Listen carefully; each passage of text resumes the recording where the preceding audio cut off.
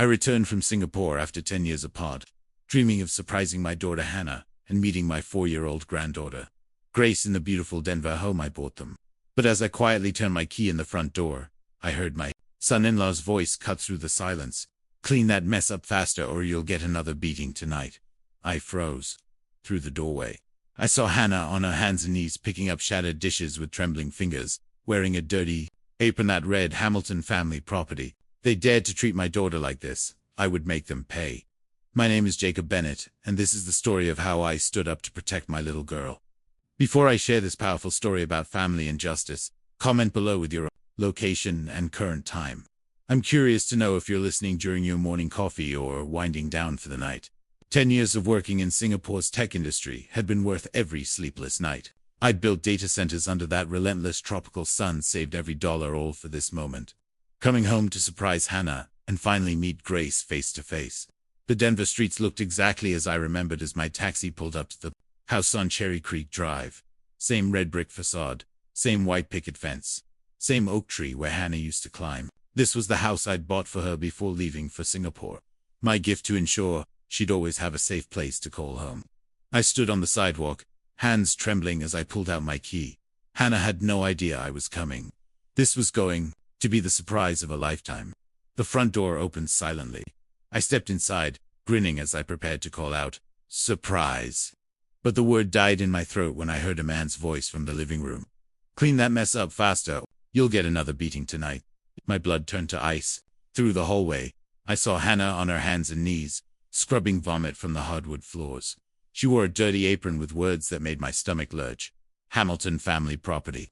My daughter labeled like she belonged to them. Suddenly, Huxley's demeanor shifted completely. His face transformed from cruel anger to a bright smile as he strode toward me with arms outstretched. "Dad, welcome home," he exclaimed with false warmth. "What a wonderful surprise."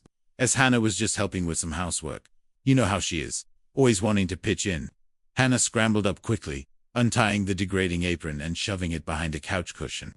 Her movements were frantic, desperate. "Dad," she said, forcing a smile that didn't reach her eyes. "I'm fine, just tired." A small figure peeked out from behind Hannah's legs. Grace seeing me in person for the first time. Her big brown eyes studied me with curiosity and fear. "Mommy," Grace whispered. "Who is that man?" The words hit like a punch. Despite our video calls, I was still a stranger to her. I crouched to her level voice, gentle despite the turmoil inside me. "Hey, sweetheart. I'm your grandpa, Jacob. Remember me from our video calls? I've been working far away, but now I'm here to visit you and Mommy." Grace buried her face against Hannah's leg, overwhelmed. Hannah placed a protective hand on her daughter's head, and that's when I saw it. A dark purple bruise wrapping around Hannah's forearm. "Hannah," I started, but she quickly pulled her sleeves down, shooting me a look that screamed, "Not now." Huxley clapped my shoulder with practiced familiarity, warning in his eyes. "She's been a little clumsy lately," he said with a hollow laugh. "You know how women can be, always bumping into things." Something was very wrong. The confident daughter I'd left had become a frightened animal, constantly glancing at her husband for approval. My granddaughter, who should have been running into my arms, cowered behind her mother like I was a threat, standing in what should have been a joyful reunion. One thought crystallized with absolute clarity. I needed to find out what had happened to my family, and I had a sinking feeling the truth would be far worse than I could imagine. 3 hours later, I got my chance. Huxley left for a business meeting, though the whiskey smell suggested otherwise. Grace was napping, and the house felt different without his oppressive presence. Hannah sat at the kitchen table, staring at her hands. In the afternoon light, the bruises were even more visible, not just on her arms, but grip marks around her wrists. "Hannah," I said gently, pulling up a chair. "Tell me about those bruises. Don't say you're clumsy. I raised you. You were the most coordinated kid on the block." She flinched, wrapping her arms defensively. "It's nothing, Dad. Just work accidents. I've been doing physical tasks, helping with renovations." Her voice wavered, avoiding my eyes. This wasn't my confident daughter who used to debate politics over Sunday dinner. I took her hand gently. "Hannah Rose Bennett," I said, using her full name like when she was little. "Remember what I promised the day you were born? I'd always protect you. That promise doesn't expire." The dam broke. Her face crumpled, tears streaming. Her body shook as she collapsed into the frightened girl she'd become. "Ooh, Daddy," she sobbed, using the name from childhood. "I messed up so bad. After Grace was born, I got sick. Really sick up here." She tapped her temple. "The doctor called it postpartum depression. I couldn't get out of bed some days. Couldn't take care of Grace. Huxley's family said they'd help take care of everything while I recovered." She wiped her nose, voice dropping to a whisper. "I was on heavy medication, Dad. Everything was foggy. I couldn't think straight. They kept bringing papers to sign. Insurance forms. They said medical authorizations. I signed whatever they put in front of me because I trusted them." My heart broke watching her relive this nightmare. "What kind of papers? Property transfer documents? Power of attorney forms?" "They said it was temporary, just until I was better." When the fog cleared and I understood what I'd signed, she looked around the kitchen that should have been hers. "They told me I'd signed the house over, that I was now their living caregiver, working off the debt of their help." Rage built inside me, unlike anything I'd ever felt. These people had preyed on my daughter at her most vulnerable moment. They said if I didn't obey, if I tried to leave, they'd prove I was unfit and take Grace away. Her voice broke completely, so I stayed. "I've been their servant in my own home for 3 years. Dad." She walked to a kitchen drawer, pulling out a thick manila folder. "I kept everything. Medical records, the papers I signed, everything. I kept hoping someday someone would help me understand what really happened." As I opened that folder, one thought echoed. They had made the biggest mistake of their lives when they decided to mess with Jacob Bennett's daughter. That night, I spread Hannah's medical records across the kitchen table like a detective working a case. What I found made my blood run cold. The dates told a story of systematic exploitation that was even worse than I'd imagined. Hannah had signed the property transfer documents on March 15th, according to her medical chart. March 15th was also the day her psychiatrist had increased her antidepressant dosage to the maximum level due to a severe psychological episode. The next morning, I drove straight to Denver General Hospital where Hannah had received treatment. Dr. Patricia Morrison, her former psychiatrist, agreed to meet with me after I explained the situation. "Mr. Bennett," Dr. Morrison said, pulling Hannah's thick file from her cabinet. "I remember your daughter very well. Her case was one of the most severe postpartum depression episodes I've ever treated." She flipped through pages of notes, her expression growing more troubled. "During March of that year, Hannah was barely functional. We had her on sertraline, lorazepam, and quetiapine, heavy medications that severely impair cognitive function and decision-making ability." "What does that mean in practical terms?" I asked, though I was already dreading the answer. "It means she was in no condition to make any legal decisions whatsoever. The medication levels we prescribed would have left her confused, disoriented, and highly suggestible. She shouldn't have been signing birthday cards, let alone property documents." Dr. Morrison called in Rebecca Walsh, the nurse who had worked most closely with Hannah during her treatment. Rebecca's face darkened when she heard what had happened. "Oh my God," Rebecca said, shaking her head. "I remember those days clearly. Hannah was so heavily medicated that some days she couldn't even recognize her own mother when she came to visit. She would stare at people like she was looking through fog. I specifically remember one afternoon when she tried to sign her name on a get well card from her church group." Rebecca continued. "Her handwriting was so shaky and illegible that we had to help guide her hand. There's no way she could have understood complex legal documents." Dr. Morrison pulled out Hannah's medication log, pointing to the dates with her pen. "Look at this timeline, Mr. Bennett. March 10th through March 20th was her absolute worst period.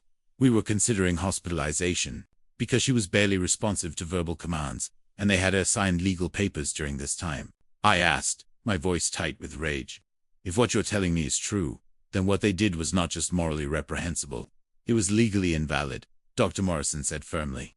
"A person under this level of psychiatric medication cannot give informed consent for anything, especially something as significant as property transfer." Rebecca nodded emphatically. "I'd testified to that in court. Hannah couldn't have understood what day of the week it was, let alone the implications of signing away her house." Dr. Morrison handed me a printed summary of Hannah's treatment during that period. "Mr. Bennett, those signatures are legally worthless. No court in the country would uphold contracts signed by someone in Hannah's condition. What the Hamilton family did constitutes elder abuse and exploitation of a vulnerable adult."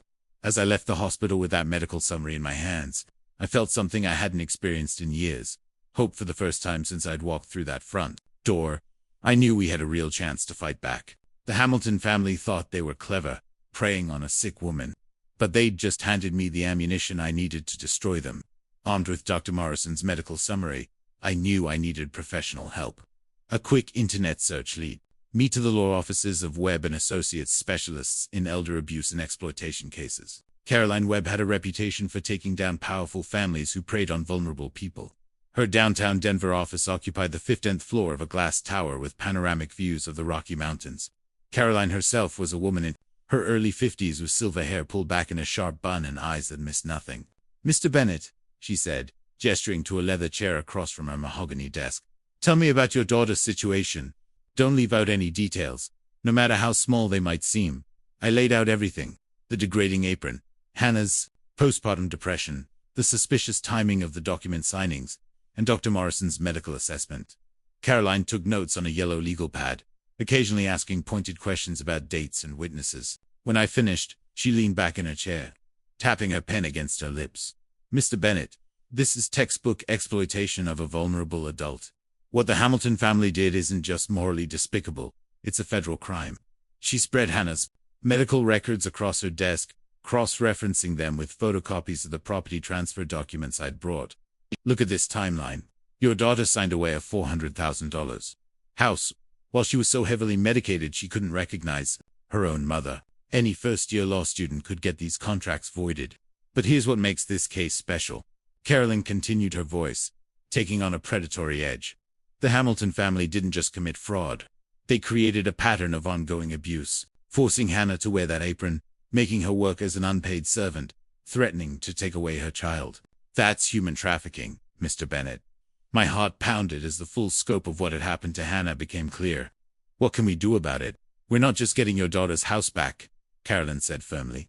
"We're sending the Hamilton family to federal prison, but we need to be strategic about this." She pulled out a fresh legal pad and began outlining our plan. "Step 1. We give them 48 hours to voluntarily return the property and pay damages. Some families get scared and settle when they realize they're caught. Step 2. If they refuse, we file both civil and criminal complaints simultaneously. Civil suit to recover the house and damages, criminal referral to the FBI for human trafficking and exploitation charges. Step 3. We contact the Denver Post.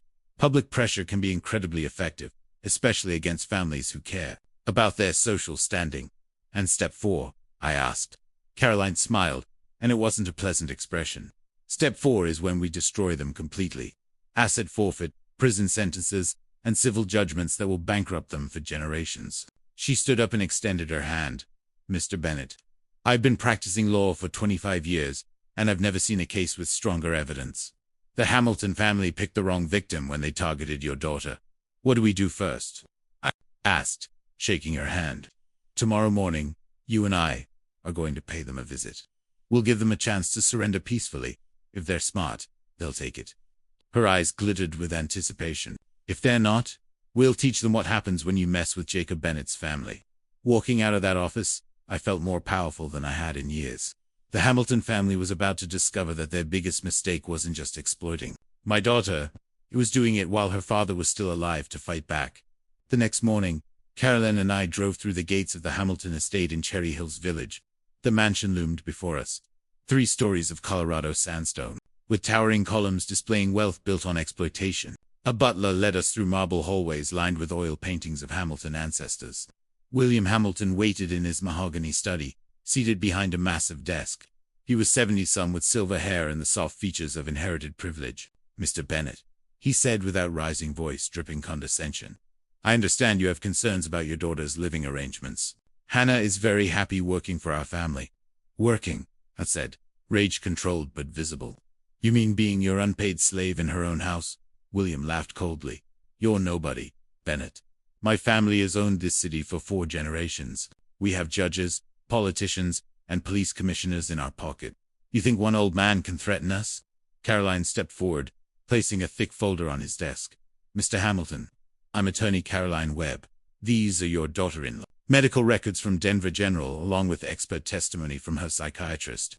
She opened the folder precisely. On March 15th, Hannah signed property documents while under maximum dose psychiatric medications.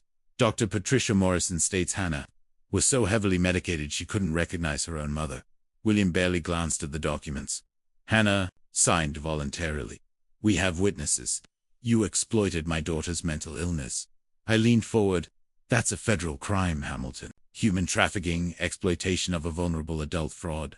Uncertainty flickered in William's eyes. He picked up the medical records, his confidence cracking as he read Dr. Morrison's assessment. This is ridiculous. He blustered voice, lacking conviction. Hannah needed help. We provided it. She's grateful. Caroline smiled like a shock. Grateful? Is that why she wears an apron saying Hamilton family property? Why your son threatens to beat her? William's face flushed red. How dare you come into my home making these accusations? I'll have you arrested for harassment. Call the police, Caroline said calmly. I'd love explaining how your family held a mentally ill woman as an unpaid servant for 3 years. Huxley burst in, face twisted with rage. Dad, why are we talking to these people? Let me handle this the way we handle all our problems. Caroline didn't flinch at the threat. Mr. Hamilton, you have 48 hours to return Hannah's house and pay $1 million in damages. If you refuse, we file civil and criminal complaints with the FBI. William stood slowly, hands shaking with fury. He just declared war on the wrong family. Bennett, we'll destroy you and that pathetic daughter of yours. You already tried, I said, standing to face him, but you made one crucial mistake. You left me alive to fight back. Walking out, Caroline squeezed my arm. Perfect. They just made threats in front of witnesses. Now we have intimidation charges, too. The Hamilton family had 48 hours to surrender. Something told me they were too arrogant to take the offer. 47 hours later, the Hamilton family's silence gave Caroline all the answers she needed. The Denver Post's front page headline screamed, "Wealthy family exploits daughter's mental illness to steal home." The article, written by investigative journalist Maria Santos, laid out every damning detail: Hannah's medical records and the suspicious timing of the property transfer and the degrading treatment she'd endured for 3 years. The accompanying photos showed our modest house on Cherry Creek Drive, next to the Hamilton mansion, a visual representation of David versus Goliath. Within hours, the story exploded across social media. Justice for Hannah began trending on Twitter, with thousands sharing their own stories of elder abuse and exploitation. Local news stations picked up the story, camping outside both our house and the Hamilton estate. My neighbor, Mrs. Rodriguez, knocked on our door that afternoon with a casserole and tears in her eyes. "Jacob, I had no idea what Hannah was going through. The whole neighborhood is talking about it. Everyone wants to help." The outpouring of support was overwhelming. A GoFundMe page appeared overnight, raising money for Hannah's legal expenses. The Denver Women's Shelter offered counseling services. Even strangers stopped me on the street to express their outrage at what the Hamilton family had done. But the real victory came at 2 o'clock that afternoon, when Caroline called with news that made my heart soar. "Jacob, get down to the courthouse immediately," she said, barely containing her excitement. "Judge Elizabeth Barnes just granted our emergency injunction. Hannah gets her house back today." At the Denver County Courthouse, Judge Barnes's voice rang with authority as she addressed the packed courtroom. "Based on the medical evidence presented, it's clear that Ms. Hannah Bennett Hamilton was not competent to sign these documents. The property transfer is hereby declared null and void, effective immediately." The Hamilton family's high priest lawyers looked stunned. William Hamilton's face turned purple with rage, while Huxley had to be physically restrained by courthouse security when he started shouting threats. "Furthermore," Judge Barnes continued, "I'm granting a temporary restraining order. The Hamilton family is prohibited from contacting or approaching Ms. Bennett or her family. Violation of this order will result in immediate arrest." 2 hours later, I watched from our front porch as Denver police officers escorted Hannah and Grace home.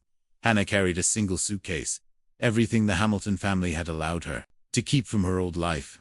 Grace clutched a worn teddy bear, her eyes wide with confusion about why police officers were helping them. "Daddy?" Grace whispered to Hannah as they walked up the front steps. "Are we really going to live here now?" "Yes, sweetheart," Hannah said, her voice breaking with emotion. "We're home. We're finally home."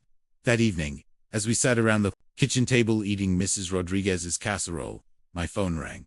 The caller ID showed Huxley's number. "Answer it," Caroline advised, holding up her own phone to record. "Let's see how stupid he really is." I put the call on speaker. Huxley's voice was slurred with alcohol and rage. "This war isn't over, old man. You think you've won? We will destroy you all. You have no idea what we're capable of." "Are you threatening my family?" I asked calmly. "I'm promising you," Huxley snarled. "Enjoy your little victory while it lasts." Soon you'll wish you'd never come back from Singapore. The line went dead. Caroline smiled grimly as she stopped her recording. Congratulations, Jacob. He just handed us another felony charge that night, as Hannah tucked Grace into her own bedroom. For the first time in 3 years, I felt something I hadn't experienced since walking through that front door a week ago. But Huxley's threats echoed in my mind. This battle was won, but the war was far from over. The first week back in our house felt like stepping into a dream I'd been having for 10 years. Every morning, I woke up to Grace's laughter echoing through the hallways, a sound absent from these walls for far too long. Hannah moved through rooms like someone rediscovering a forgotten language, pausing in doorways, running fingers along familiar surfaces, as memories of happier times flooded back. "Dad," she said one morning, finding me making pancakes. "I forgot how good coffee tastes when you're not afraid someone's going to scream at you." Grace slowly warmed up to me, her shyness melting as she realized I wasn't leaving. The breakthrough came Tuesday afternoon when I found her struggling with a bicycle, clearly too small for her. "Need help there, sweetheart?" I asked, crouching beside her. She looked up with Hannah's eyes full of determination and frustration. "I want to ride like the big kids, but my bike is too baby." That afternoon, we bought a bright pink bicycle with training wheels and streamers. Watching Grace's face light up as she pedaled around our driveway was worth every sleepless night in Singapore. I threw myself into fixing the neglected house.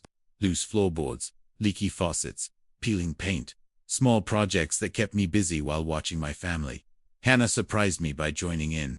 Together, we repainted Grace's bedroom, yellow-hung new curtains, and planted flowers in the front garden. "Remember when you taught me to use a drill?"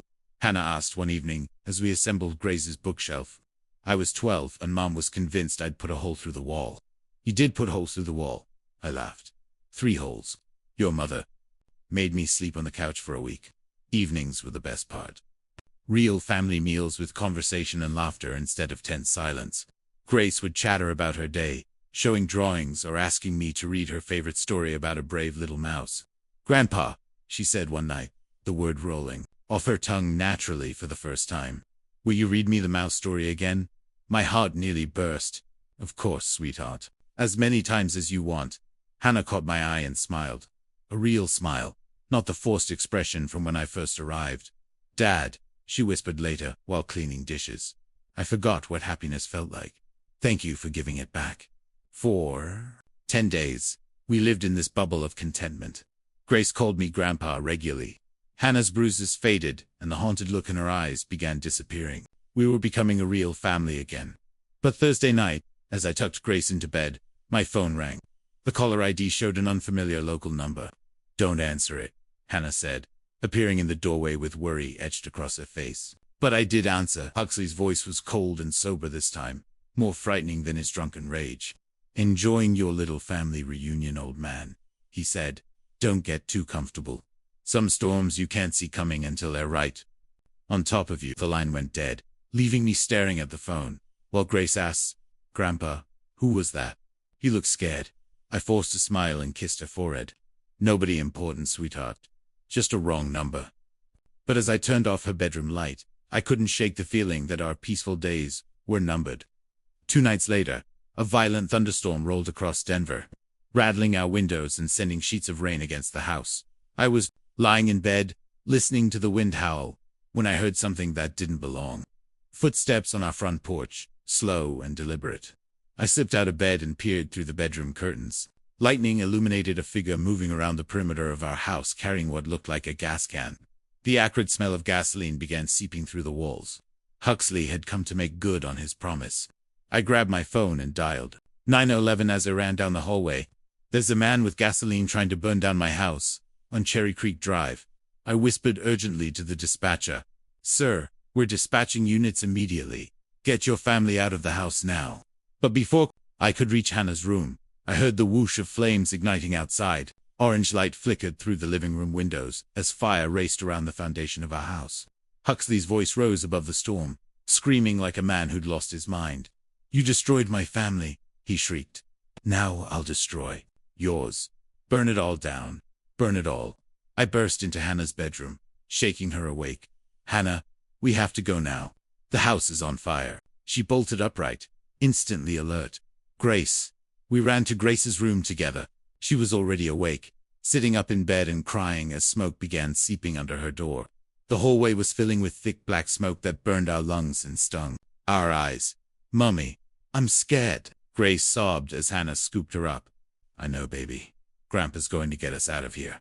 The front door was blocked by flames, so I led them toward the back of the house. But as we reached the kitchen, Huxley appeared at the sliding glass door, his face twisted with rage and illuminated by the fire he'd set. He was holding a crowbar. "Nobody leaves," he screamed, smashing the glass. "If I can't have my family, nobody gets to have theirs." I pushed Hannah and Grace behind me, grabbing a kitchen knife from the counter. "Hannah, Grace, get out through the side window in the dining room." "Go. I'm not leaving you," Hannah cried. "Go," I roared. "Protect Grace." Huxley swung the crowbar at my head, but rage had made him clumsy. I ducked and tackled him around the waist, sending us both crashing into the kitchen cabinets. The knife skittered across the floor as we grappled. "You want to hurt my family?" I gasped, fighting for leverage as smoke filled the room. "You'll have to go through me first." Huxley was younger and stronger, but I had 40 years of suppressed fury driving me. Every sleepless night in Singapore, every tear Hannah had shed, every moment of Grace's childhood I'd missed. It all poured into my fists as we fought. The sound of sirens cut through the storm just as I managed to pin Huxley to the floor. Through the broken sliding door, I could see flashing red and blue lights as foray trucks and police cars flooded our street. Denver police, everyone out of the house. I dragged the semi-conscious Huxley toward the back door as firefighters burst through the front entrance, their hoses already spraying water on the flames that were consuming our home. Outside in the rain, I found Hannah and Grace huddled together on the neighbor's lawn, both safe but shaken with terror. Grace ran to me the moment she saw me emerge from the smoke. "Grandpa, I thought you were gone." I knelt down and pulled both of them into my arms as paramedics checked us for smoke inhalation, and police officers handcuffed Huxley. Our house was damaged, but still standing, the fire department, having arrived just in time to prevent total destruction. "It's over," I whispered into Hannah's hair as we watched them load Huxley into a police car. "He can never hurt you again." 6 months later, I sat in Denver County Courthouse, watching Judge Elizabeth Barnes deliver the final chapter of our story. The courtroom was packed with supporters who had followed our case from the beginning. Huxley sat at the defendant's table in an orange jumpsuit, his arrogance replaced by the hollow stare of a broken man. "Mr. Huxley Hamilton," Judge Barnes said with absolute authority, "you have been found guilty of arson, attempted murder, domestic violence, and conspiracy to commit fraud. I sentence you to 15 years in federal prison without parole." The gavel came down with satisfying finality. Huxley didn't flinch as bailiffs led him away in shackles. 2 weeks earlier, William Hamilton had been sentenced to 8 years for exploitation of vulnerable adult, fraud, and conspiracy. The Hamilton empire had crumbled overnight. Assets, frozen, properties seized, their names synonymous with shame. Caroline squeezed my hand. "It's over, Jacob. They can never hurt anyone again." The court-ordered restitution was substantial. The Hamilton family paid $2 million in damages. Compensation for the stolen house, Hannah's unpaid labor, emotional trauma, and fire damage. Their mansion, cars, and business assets were liquidated to pay what they owed us. We used the money to rebuild from the ground up. The new home had bigger windows, a modern kitchen, and a spacious master suite, where I'd moved my belongings from Singapore because I wasn't going anywhere. "Dad," Hannah had said when I announced I was moving to Denver permanently, "are you sure you worked so hard in Singapore?" "My life isn't in Singapore," I'd replied. "My life is wherever my family is." The best addition was Grace's backyard playground, with swing sets, slide, and sandbox. Every evening I'd push her on swings, while Hannah tended her flower garden. "Hiya, Grandpa." Grace would squeal, her laughter echoing across the neighborhood. At 5 years old, Grace had grown into a confident, joyful child who knew she was loved and protected. She called me Grandpa, naturally, and insisted I read her the Brave Little Mouse story every night. Hannah had blossomed. The haunted look was gone, replaced by the spark of the strong woman I'd raised. She'd started night classes working toward a social work degree. "I want to help other women who've been through what I experienced," she told me. "Show them there's always hope." This evening, as I pushed Grace on her swing, Hannah came out carrying 3 glasses of lemonade. She sat on the porch steps, watching us with a radiant smile. "Grandpa," Grace said, slowing her swing to look at me seriously, "will you live with us forever and always?" I caught the swing and knelt to her level, looking into those brown eyes so much like her mother's. "Forever and always, sweetheart," Wild horses couldn't drag me away. Dad, Hannah called from the porch, voice thick with emotion. Thank you for saving us. Thank you for never giving up. As the sun set over Denver and Grace ran off to chase fireflies, I realized this moment, this perfect ordinary evening with my family, was worth more than all my success in Singapore. Looking back on this journey, I realized how close I came to losing everything that truly mattered. For 10 years, I chased success in Singapore while my daughter suffered in silence. Don't make my mistake. Don't let career ambitions blind you to your family's pain. This true story taught me that God has a way of bringing us home when we're needed most. I believe the Lord guided me back to Denver at exactly the right moment, just as He guides all of us through our darkest hours. Sometimes what looks like coincidence is actually divine intervention. The Hamilton family thought they could exploit a vulnerable woman without consequences, but they forgot that God sees everything and justice always finds its way. Hannah's strength during those 3 terrible years showed me that faith can sustain us through unimaginable hardship. These grandpa stories aren't just about my experience. They're about the power of family bonds that can never truly be broken. When I saw Grace hiding behind her mother, afraid of the grandfather she barely knew, I understood the price of my absence. But love has a way of healing even the deepest wound. If you're working far from home, remember that no amount of money can replace the moments you miss with your children and grandchildren. Success means nothing if your family is suffering while you're away. This true story could have ended very differently if I had arrived even a few weeks later. The greatest blessing wasn't the court victory or the new house. It was Grace calling me Grandpa with genuine love in her voice. These grandpa stories remind us that being present is the most precious gift we can give our families. That's why I share these grandpa stories, to inspire other grandfathers to prioritize what truly matters. Don't wait for a crisis to bring you home. Don't assume your loved ones are okay just because they don't complain. And never underestimate the power of a parent's love to move mountains when their child needs them. This true story changed all our lives forever.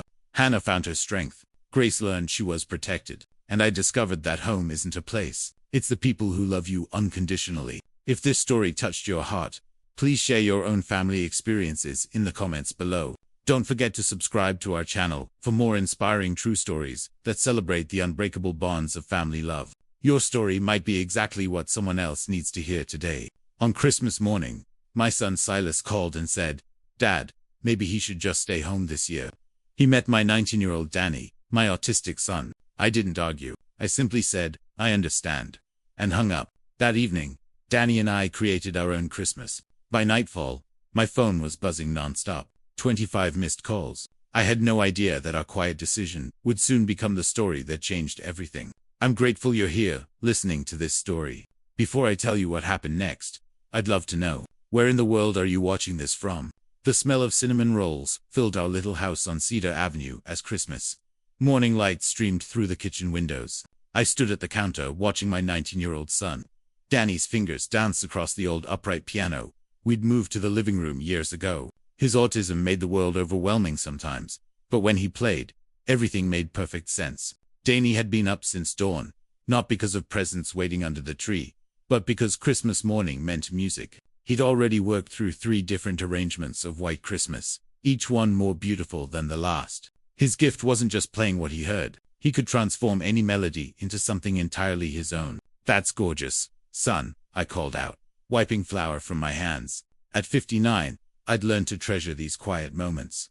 For years since my wife Grace passed, it had been just Danny and me, figuring out life together in this old house in Denver. Some days were harder than others, but mornings like this reminded me we were doing okay.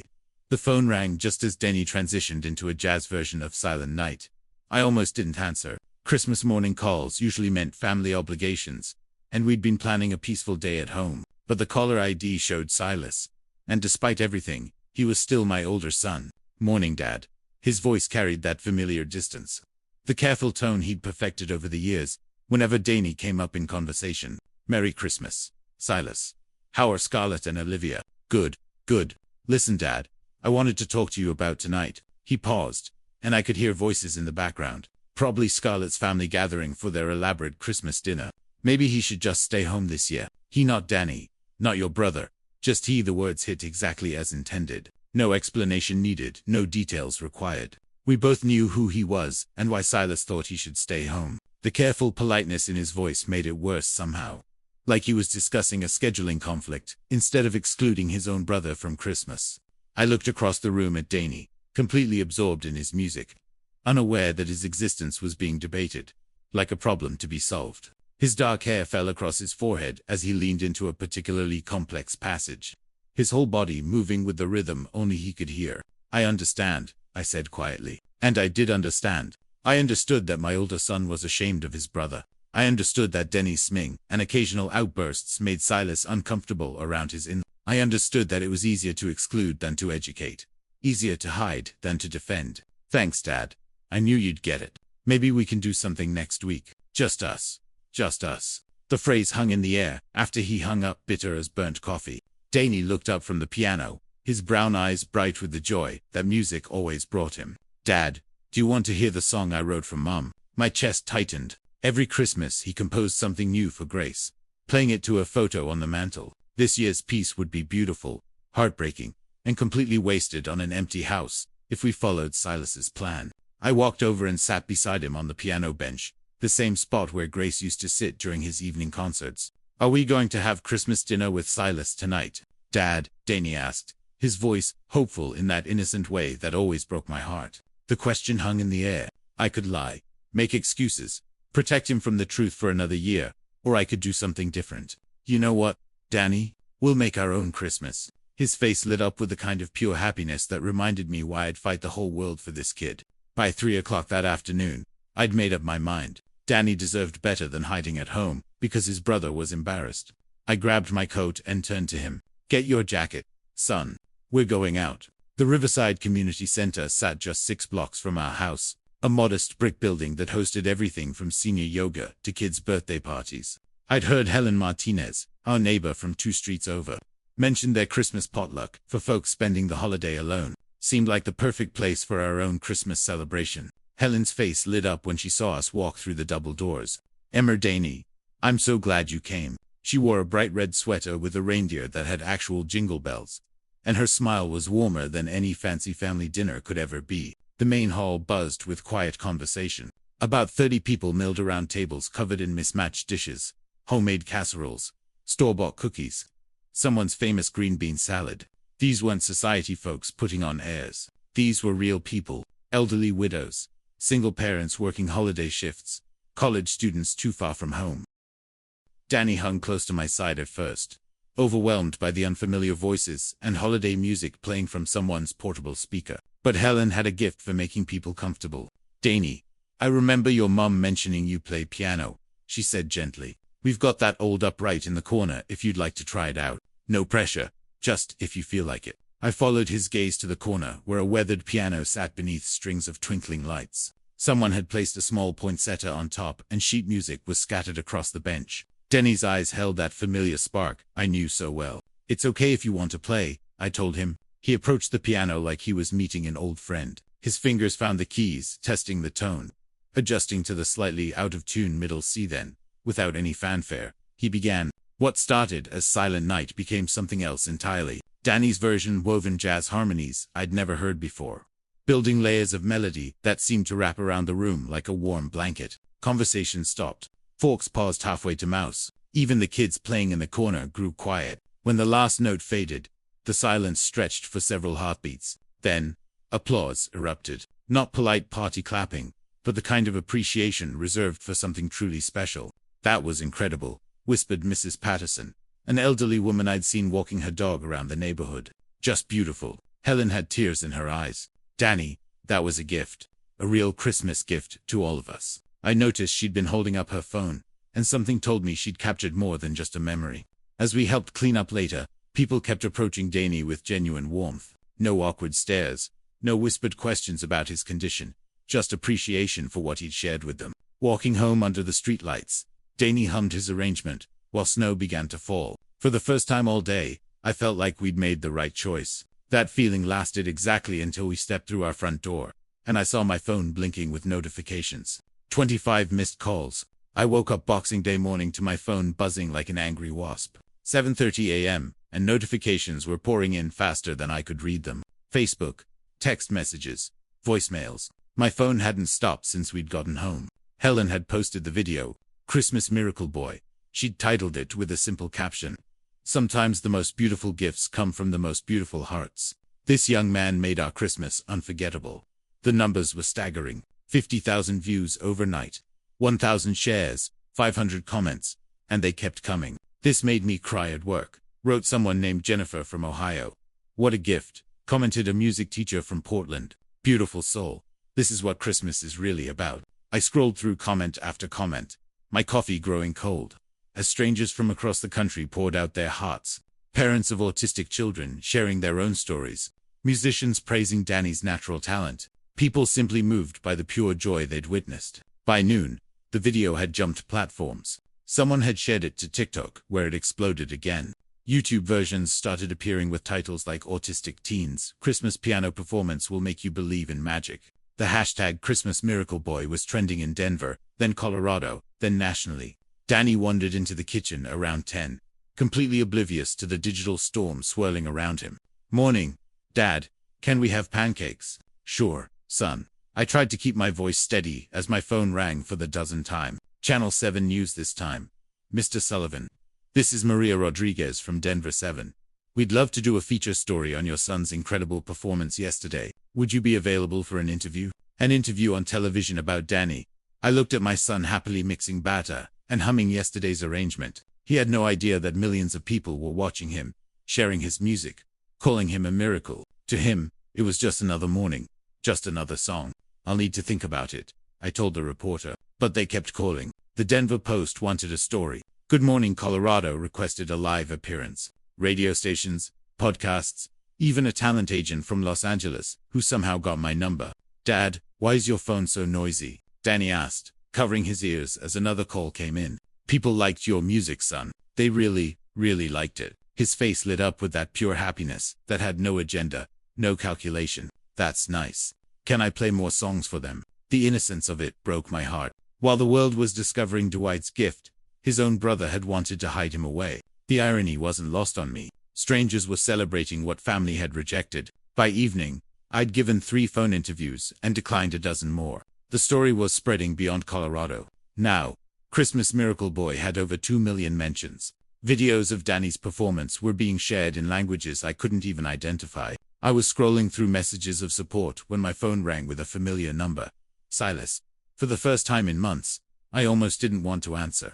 Dad, we need to talk. His voice was different. Careful, but not cold. Almost apologetic. I'm listening. We saw the video. Everyone's seen the video. Scarlett's been getting calls all day from friends asking about Danny. He paused. Maybe we made a mistake yesterday. 10 days later, Silas called with an invitation that caught me off guard. Dad, it's Olivia's birthday this weekend. She specifically asked if Grandpa and Uncle Danny could come. Scarlett and I talked and we'd really like you both there.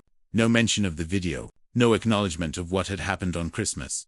Just a simple invitation that felt almost normal. I stared out the kitchen window, where Danny was building a snowman, his cheeks red with cold and joy. The viral video had brought interview requests from 3 more news stations, but we declined them all. Danny was happy, just being Danny. You sure about this? Silas. Of course. Dad. Olivia's been talking about it all week. She wants Uncle Danny to play Happy Birthday on the piano. Saturday afternoon found us standing on the doorstep of Silas's house, in Highlands Ranch. A sprawling suburban palace with balloons tied to the mailbox and luxury cars lining the circular driveway. Scarlett opened the door wearing a smile that didn't quite reach her eyes. Immer Danny, so wonderful you could make it. Her voice carried that practiced cheerfulness of someone hosting a party they weren't entirely comfortable with. Olivia, however, was genuinely thrilled. She launched herself at my legs with 8-year-old enthusiasm. Grandpa, you came, and Uncle Danny.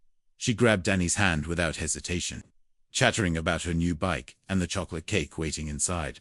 The backyard was full of families from Scarlett's country club circle, parents whose kids attended the same private school as Olivia. They smiled politely when introduced. But I caught the subtle glances, the way conversations paused, when Danny smed or hummed quietly to himself. He's the one from the video, I heard someone whisper. For an hour, everything seemed promising. Danny played games with the kids, his gentle nature winning over even the most hesitant children. Olivia appointed herself his official guide, showing him her playhouse and introducing him to her friends as my super cool uncle who plays piano like magic. Then Scarlett announced lunch. The main table was set beautifully, matching plates, cloth napkins, winter flowers as centerpieces. Enough seats for all the adults and older kids. I looked for Danny's place setting, expecting to see it beside mine. Oh, we set up a quiet spot for Danny, Scarlett said quickly, gesturing toward the kitchen door. Somewhere he'll be more comfortable, away from all the noise and excitement. I followed her gesture and felt my stomach drop. Through the kitchen doorway sat a single plastic chair at the breakfast counter.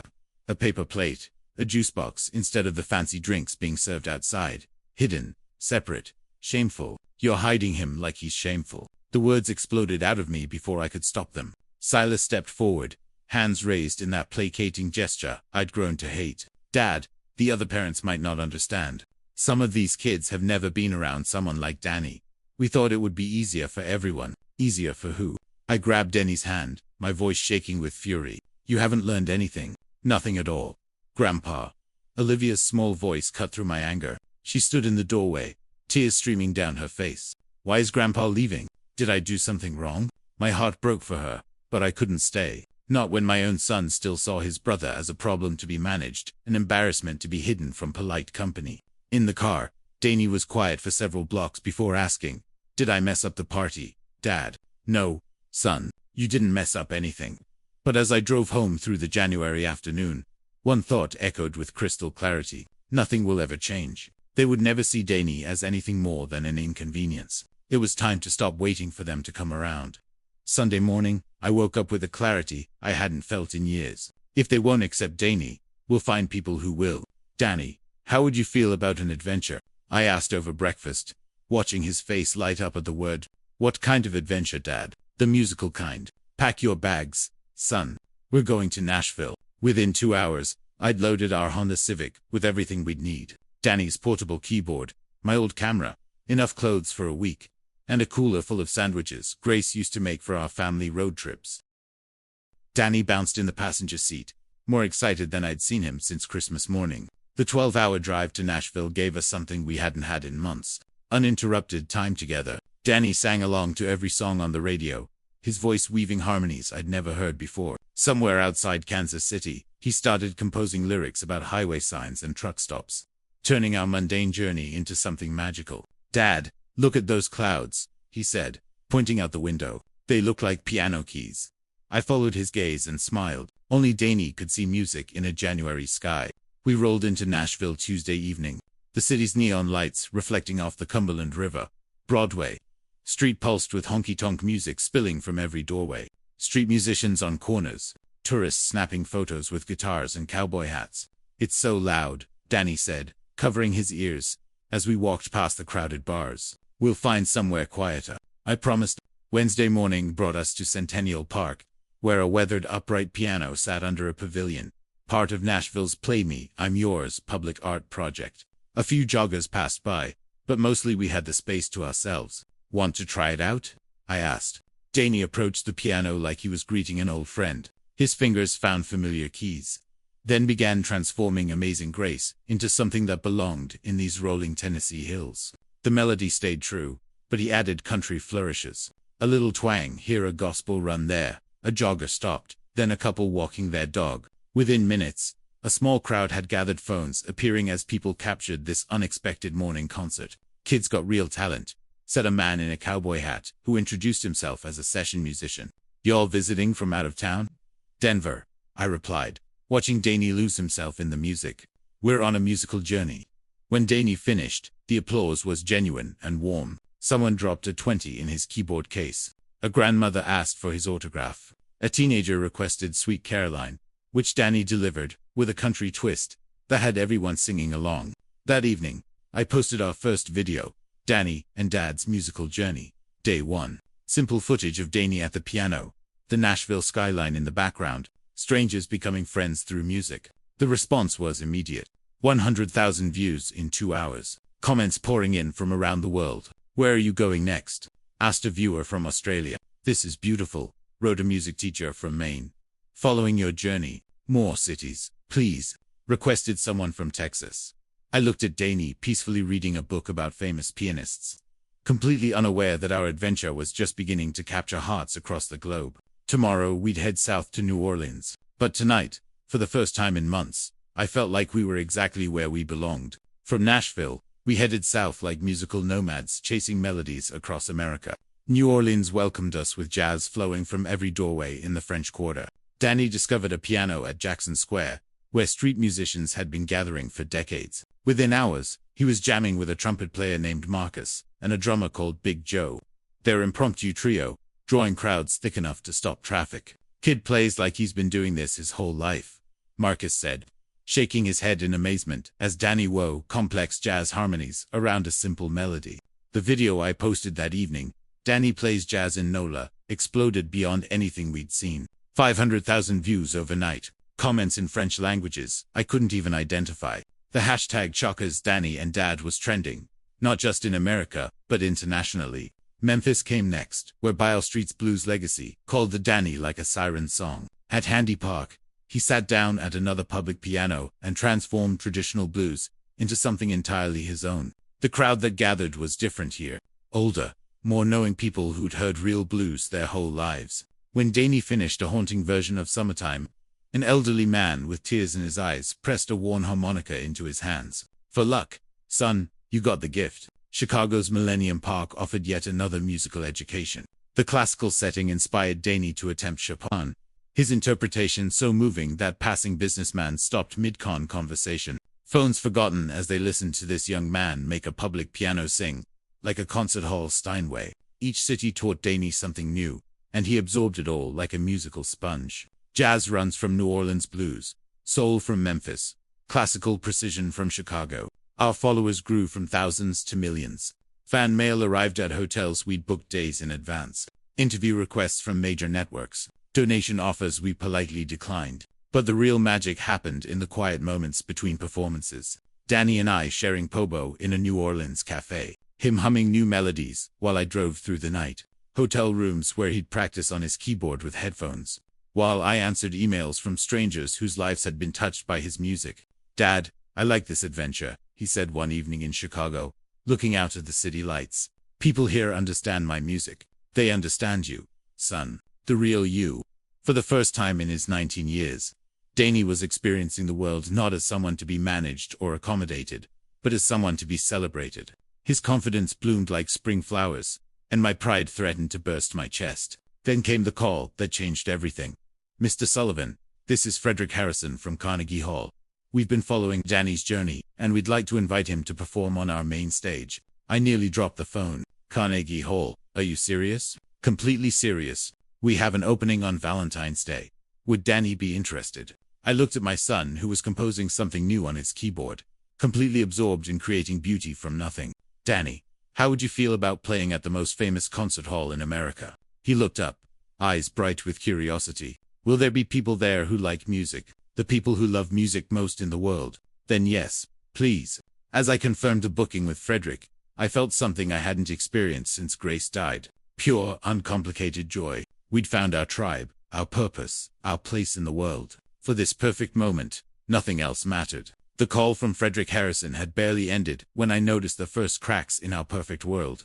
It started with the comments. Scrolling through Danny's latest Chicago video that evening, I found messages I hadn't seen before, mixed in with the usual praise. "This is child exploitation. Where's social services? That man is using his disabled son for money. Someone needs to rescue this poor kid from his fame-hungry father." I frowned, refreshing the page. More appeared, all with similar language posted by accounts I'd never seen before. Immer, Truth and Concerned viewers seemed particularly active, commenting identical accusations across multiple videos. By morning, the negative comments had multiplied like a virus. Every platform, YouTube, Facebook, TikTok, suddenly flooded with the same accusations. The timing felt too coordinated to be coincidence. Then the media coverage shifted. Channel 7, Denver, ran a follow-up piece I caught on my phone. "Local father's viral journey. Inspiration or exploitation?" The same station that had celebrated Danny's talent just days before was now questioning my motives. Child welfare experts are weighing in with concerns about commodifying disability. The reporter announced over footage of Danny playing piano. My stomach dropped. Someone was feeding them this narrative. The doubt spread quickly. Even longtime supporters began asking questions in the comments. Is Danny okay with all this attention? Does he understand what's happening to him? I tried to focus on the positive responses, and there were still thousands of them, but the accusations gnawed at me. Who would orchestrate something like this? Who had the motivation to destroy what Danny and I had built? The answer came with a phone call that made my hands shake. Mr. Sullivan, this is Jennifer Martinez from Colorado Department of Human Services. We've received several reports about your son's welfare.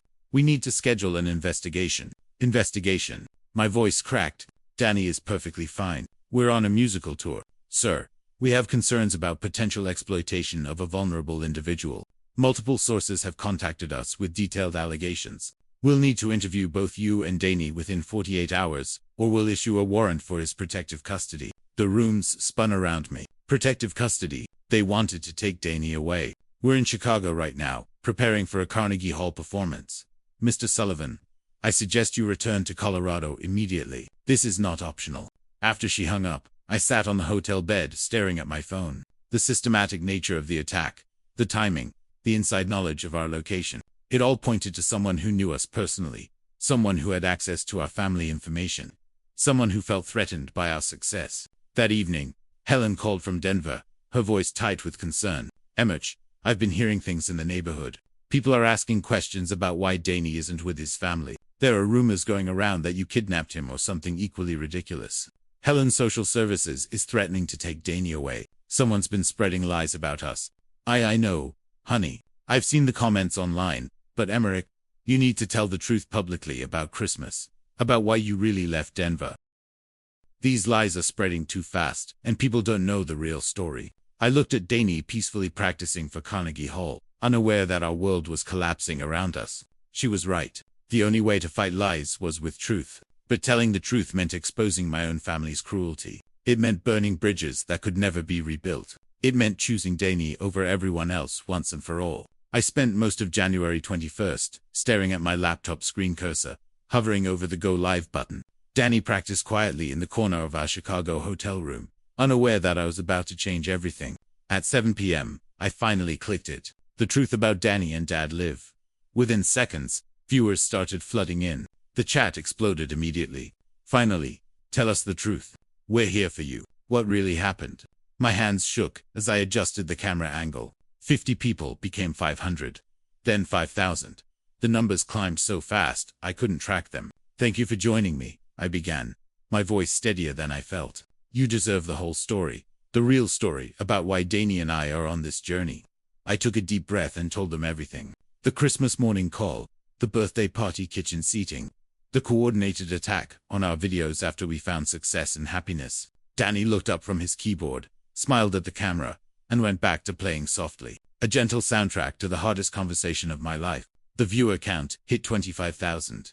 Comments poured in faster than the system could display them. This is heartbreaking. Your family is disgusting. Danny deserves better. You're an amazing father. I showed screenshots of the fake comments. The systematic campaign designed to destroy us. These aren't random concerned citizens. This is my own family trying to tear us down because we found happiness without them. Because Danny's autism isn't something to hide. It's something to celebrate. Danny isn't a burden. I continued, my voice breaking slightly. He's a gift to the world. Every city we've visited, people see what I see. A young man with extraordinary talent and a beautiful soul. The only people who can't see it are the ones who share his DNA. I gestured to Danny, who had been listening while he played. Son, would you play the song from our first Christmas together? The one from the community center. Danny's face lit up. He positioned his hands over the keyboard and began Silent Night. The same arrangement that had started our journey, but somehow even more beautiful now. The melody filled the hotel room, while 50,000 people watched in complete silence. When he finished, the chat exploded. I'm crying. That was beautiful. Justice for Danny. Shame on that family. This is why we travel, I said, as Danny continued playing softly. This is why we perform. Because Danny deserves a world that sees his worth. And if his own family won't give him that world, then we'll find it ourselves. The live stream ended with over 50,000 viewers and thousands of shares, already spreading across social media. The truth was out there now, impossible to take back. For the first time since the attack began, I felt like I could breathe again.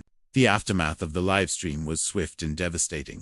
By morning, the story had exploded across every social media platform. Justice for Danny trended worldwide. But back in Denver, the consequences for Silas and Scarlett were immediate and brutal. Silas's marketing firm received hundreds of complaints from clients threatening to pull their business. We don't work with companies that employ people who abandon disabled family members. One email read. His colleagues avoided him in hallways, and within a week, he was quietly asked to take indefinite leave. Scarlett fared no better. Her country club friends stopped returning calls. Parents at Olivia's school whispered in pickup lines. The perfect suburban image they'd protected by rejecting Danny had crumbled completely. Meanwhile, Colorado Department of Human Services called me with a very different tone. Mr. Sullivan, after reviewing the evidence and interviewing multiple witnesses, we're closing this case. No evidence of abuse and overwhelming evidence of appropriate care. The social services investigation that had terrified me vanished as quickly as it had appeared.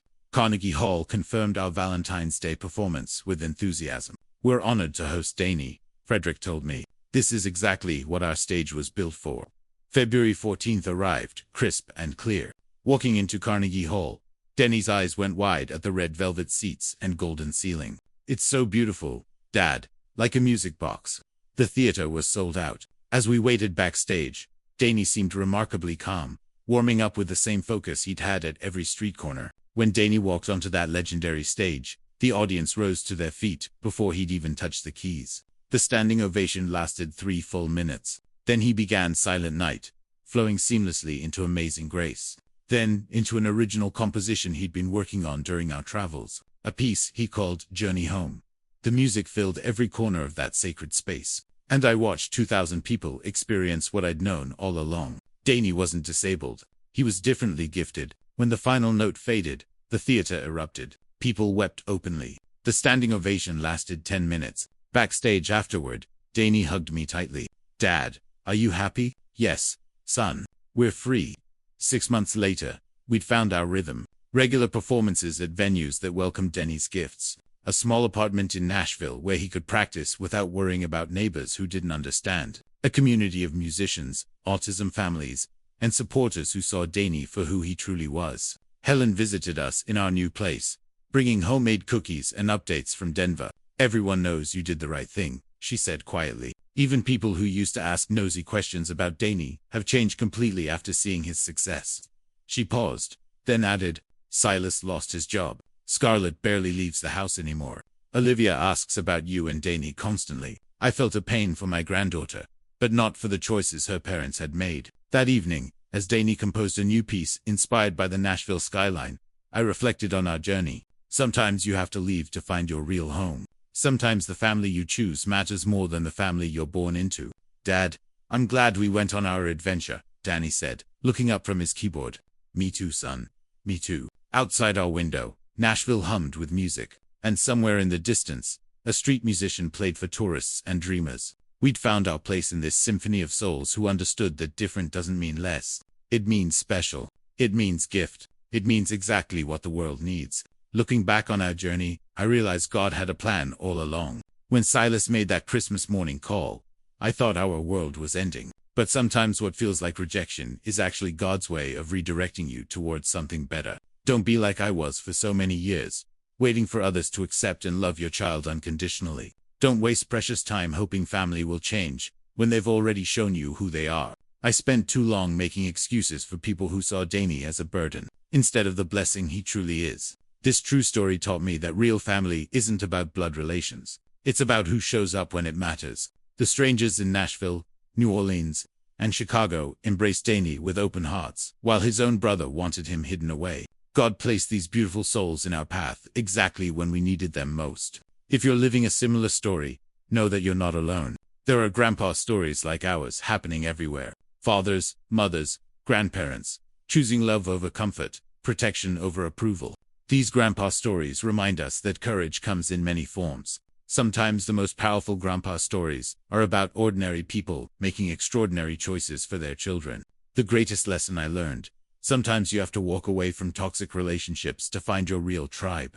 God doesn't call us to accept mistreatment in the name of family loyalty. He calls us to love fiercely, protect the vulnerable, and create safe spaces where everyone can flourish. Danny and I found our freedom when we stopped seeking acceptance from people who refused to give it. We discovered that the world is full of loving hearts. You just have to be brave enough to find them. Don't wait for permission to love your child fully. Don't apologize for their differences. Celebrate them, protect them, and trust that amazing plans await both of you. These true stories matter because they show us what's possible when we choose love over fear. Your true story matters, too. Share it in the comments below. Has someone in your family ever surprised you with unexpected acceptance or heartbreaking rejection? Hit that subscribe button if this story touched your heart. And please share it with anyone who needs to hear they're not alone.